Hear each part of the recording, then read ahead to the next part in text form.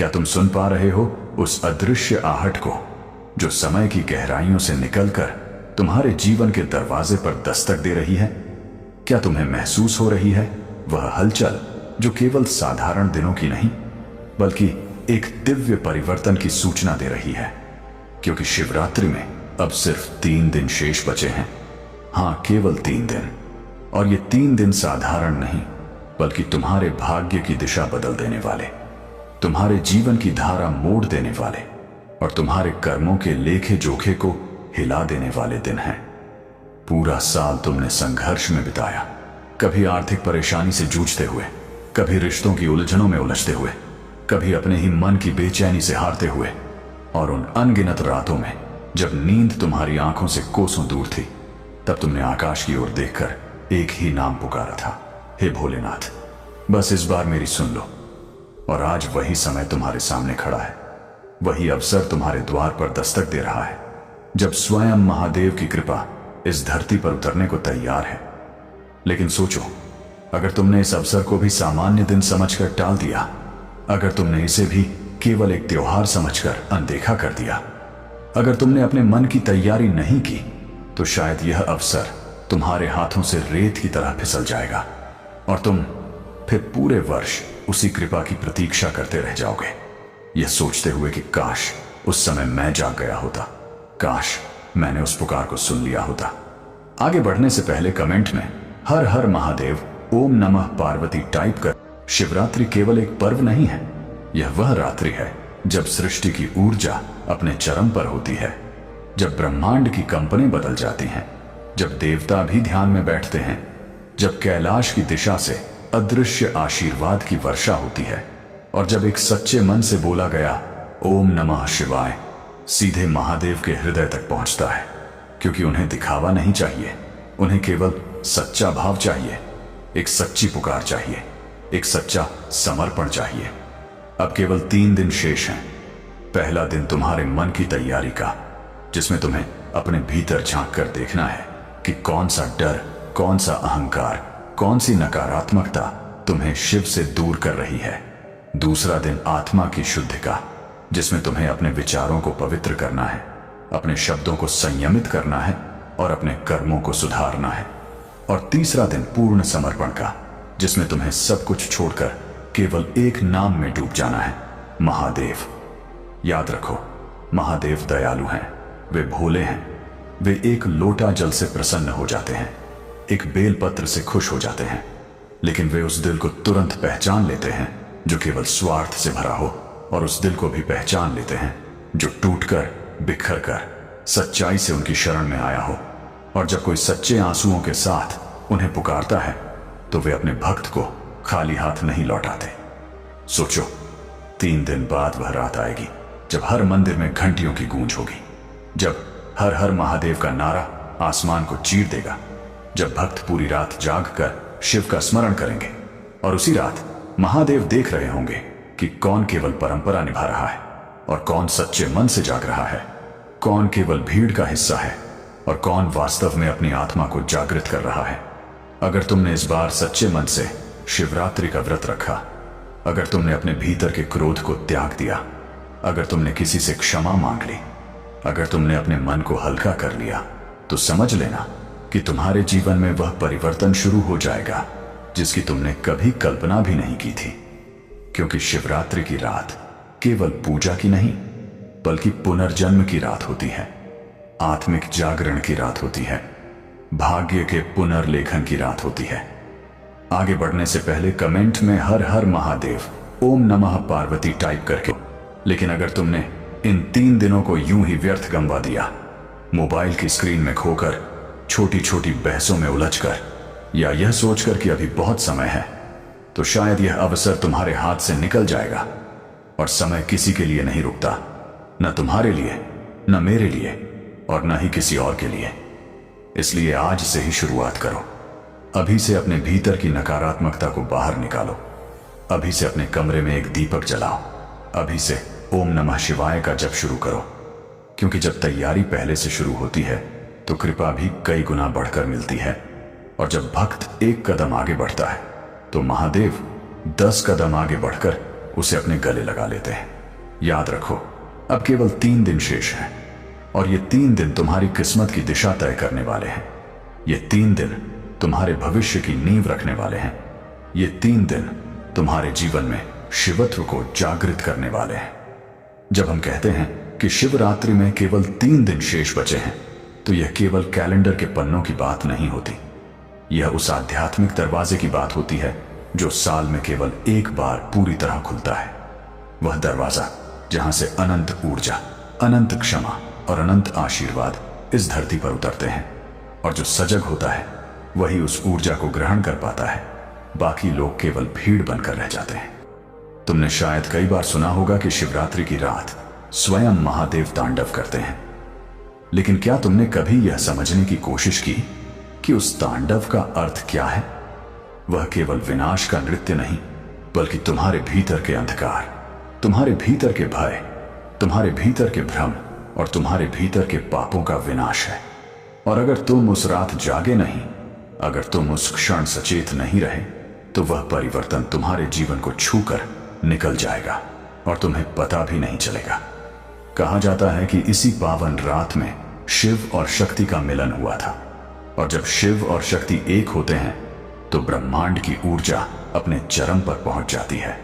और उसी ऊर्जा की हल्की सी झलक भी अगर किसी सच्चे भक्त को मिल जाए तो उसके जीवन के वर्षों के कष्ट पिघलने लगते हैं, उसके बंद रास्ते खुलने लगते हैं, उसके भाग्य की दिशा बदलने लगती है। लेकिन प्रश्न फिर वही है, क्या तुम तैयार हो? क्योंकि तैयारी केवल मंदिर जाने से नहीं होती, तैयारी केवल व्रत रखने से नहीं होती। तैयारी होती है भीतर के शोर को शांत करने से, भीतर के द्वेष को छोड़ने से, भीतर के अहंकार को तोड़ने से। और यह काम आसान नहीं होता। इसलिए ये बचे हुए 3 दिन तुम्हारी परीक्षा है, तुम्हारे धैर्य की परीक्षा, तुम्हारी श्रद्धा की परीक्षा, तुम्हारे समर्पण की परीक्षा। पहले दिन अपने मन को देखो और स्वीकार करो कि कहां गलती हुई, किसे ठेस पहुंचाई, किसके साथ अन्याय किया। और अगर संभव हो तो क्षमा मांगो, क्योंकि शिव उस हृदय में वास करते हैं जो विनम्र होता है। दूसरे दिन अपने शरीर और विचारों को शुद्ध करो, हल्का भोजन करो, संयम रखो, कम बोलो, अधिक सुनो और हर खाली क्षण में ओम नमः शिवाय का जप करो। क्योंकि यह मंत्र केवल शब्द नहीं है, बल्कि एक कंपन है, एक ऊर्जा है, एक पुल है जो तुम्हें सीधे शिव से जोड़ता है। और तीसरे दिन पूर्ण समर्पण, जहां तुम अपने भय, अपनी चिंताएं, अपनी इच्छाएं, अपने सपने, सब कुछ उनके चरणों में रख दो और कह दो, हे महादेव, अब जो भी है, जैसा भी है, सब आपको समर्पित है। याद रखो, शिवरात्रि की रात केवल जागने की नहीं, बल्कि जागृत होने की रात है। केवल दीपक जलाने की नहीं, बल्कि भीतर का अंधकार मिटाने की रात है। केवल मंत्र जपने की नहीं, बल्कि मंत्र में खो जाने की रात है। और अगर तुमने उस रात को सही ढंग से जिया तो समझो, तुम्हारा जीवन 2 हिस्सों में बंट जाएगा, एक शिवरात्रि से पहले का और एक शिवरात्रि के बाद का। लेकिन अगर तुमने इसे अनदेखा किया, अगर तुमने कहा कि अभी समय है, अगर तुमने इसे टाल दिया, तो हो सकता है अगले वर्ष परिस्थितियां तुम्हें यह अवसर ही न दें। क्योंकि जीवन अनिश्चित है, समय अनिश्चित है और अवसर भी अनिश्चित है। महादेव क्रोधी नहीं है, लेकिन वे न्याय प्रिय हैं। और जो उन्हें सच्चे मन से पुकारता है उसे वे अवश्य उत्तर देते हैं। पर जो केवल स्वार्थ से पुकारता है, जो केवल संकट में याद करता है और सुख में भूल जाता है, उसे वे एक और अवसर देने से पहले परखते हैं। अब जब केवल 3 दिन शेष हैं, तो यह निर्णय तुम्हारे हाथ में है कि तुम इस बार भी केवल दर्शक बनोगे या सच्चे साधक बनोगे। तुम केवल परंपरा निभाओगे या आत्मा को जागृत करोगे। तुम केवल दीपक जलाओगे या भीतर का अंधकार भी मिटाओगे। यह समय है अपने भीतर के शिव को पहचानने का, अपने भीतर की शक्ति को जगाने का, अपने भीतर के डर को खत्म करने का।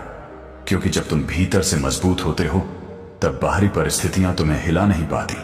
और यही शिवत्व है, अडिग, शांत, शक्तिशाली। इसलिए आज से ही संकल्प लो कि आने वाली शिवरात्रि तुम्हारे जीवन की सबसे पवित्र, सबसे सच्ची और सबसे परिवर्तनकारी शिवरात्रि होगी। क्योंकि अब केवल 3 दिन शेष है और यह समय लौट कर नहीं आएगा।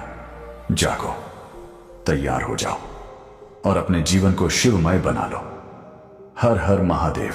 अब ध्यान से सुनो, क्योंकि शिवरात्रि में केवल 3 दिन शेष हैं और समय की यह अंतिम घड़ियां केवल तारीख का बदलाव नहीं है, बल्कि यह तुम्हारी चेतना की अंतिम पुकार है। यह तुम्हारी आत्मा की दस्तक है। यह तुम्हारे भीतर बैठे उस शिव की आवाज है जो तुम्हें जगा रही है और कह रही है, अब भी समय है, अब भी लौट आओ। लेकिन अगर इस बार तुमने इसे भी अनदेखा कर दिया, अगर तुमने कहा कि अभी नहीं, बाद में देखेंगे, अगर तुमने अपनी व्यस्तताओं को अपनी भक्ति से ऊपर रख दिया, तो संभव है कि तुम फिर वही जीवन जीते रहो, वही परेशानियां, वही संघर्ष, वही अधूरी इच्छाएं, वही बेचैनी, वही खालीपन, क्योंकि अवसर हर बार दरवाजा नहीं खटखटाता।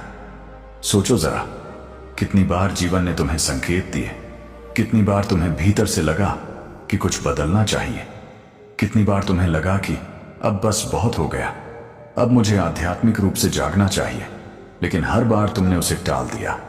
हर बार तुमने कहा कि अभी काम है, अभी समय नहीं है, और वही टालना धीरे धीरे आदत बन गया।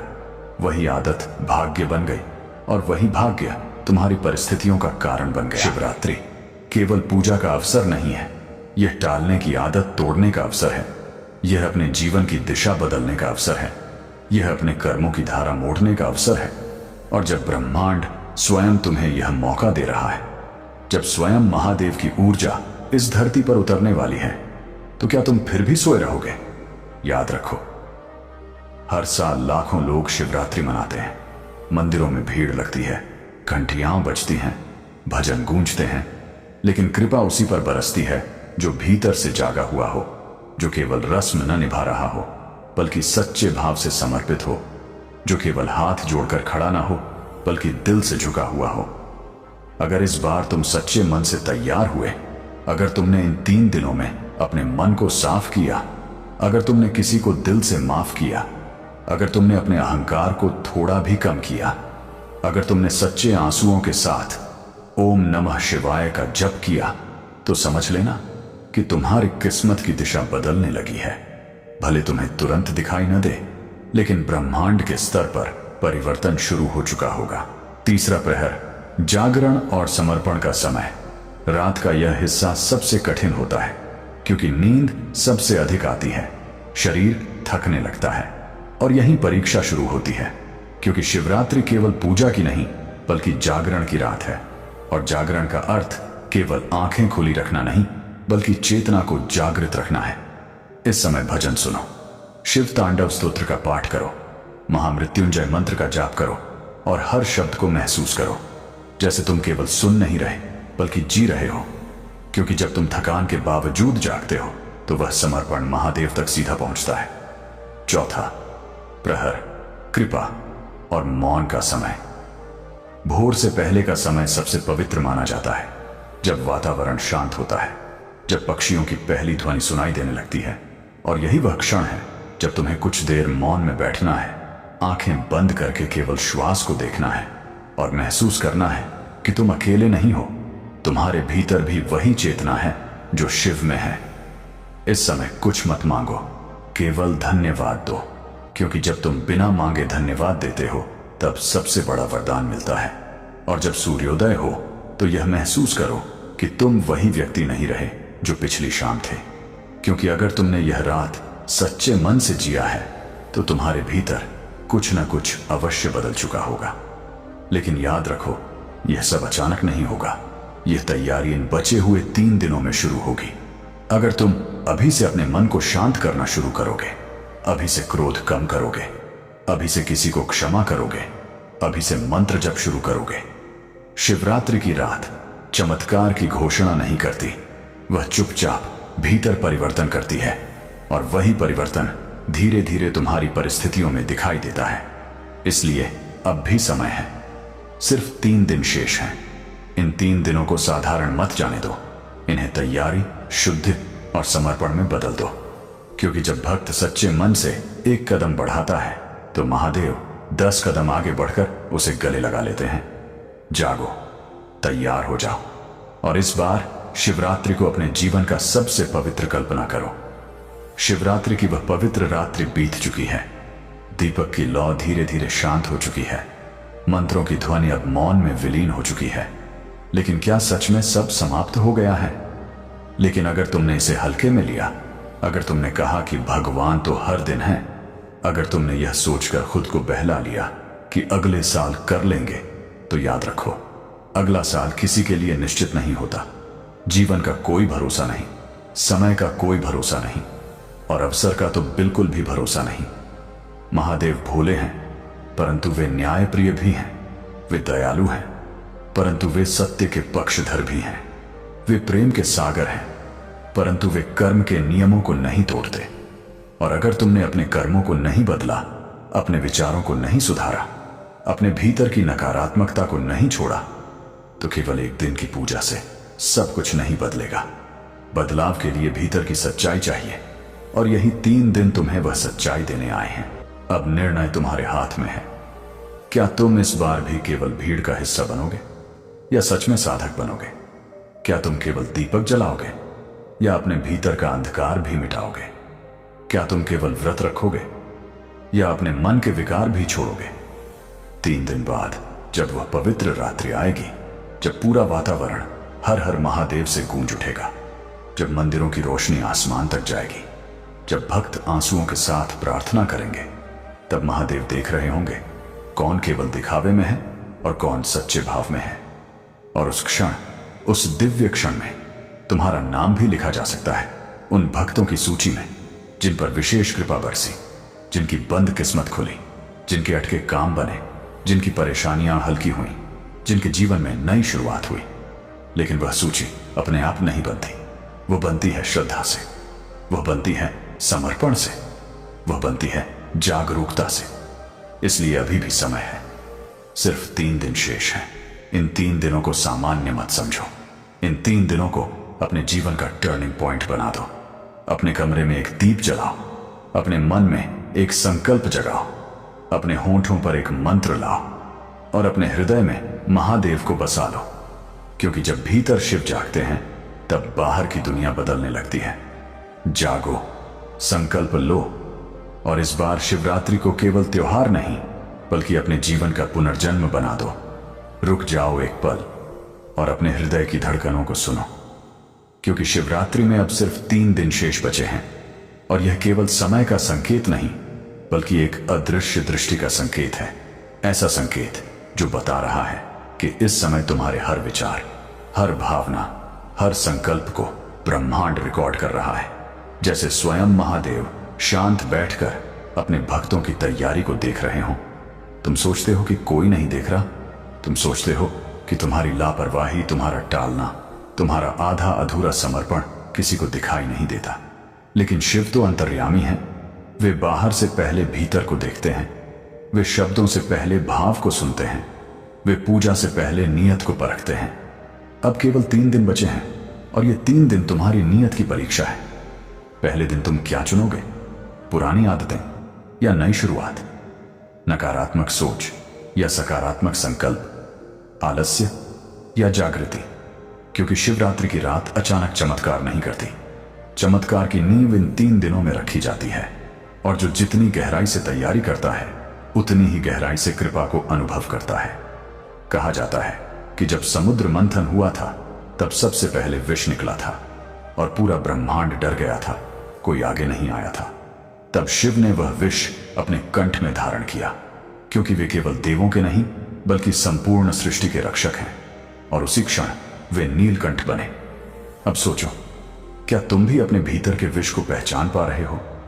ईर्ष्या का विष, क्रोध का विष, अहंकार का विष, स्वार्थ का विष। अगर तुमने इन 3 दिनों में अपने भीतर के विष को नहीं पहचाना, तो शिवरात्रि की रात केवल बाहर दीप जलेगा, भीतर अंधेरा ही रहेगा।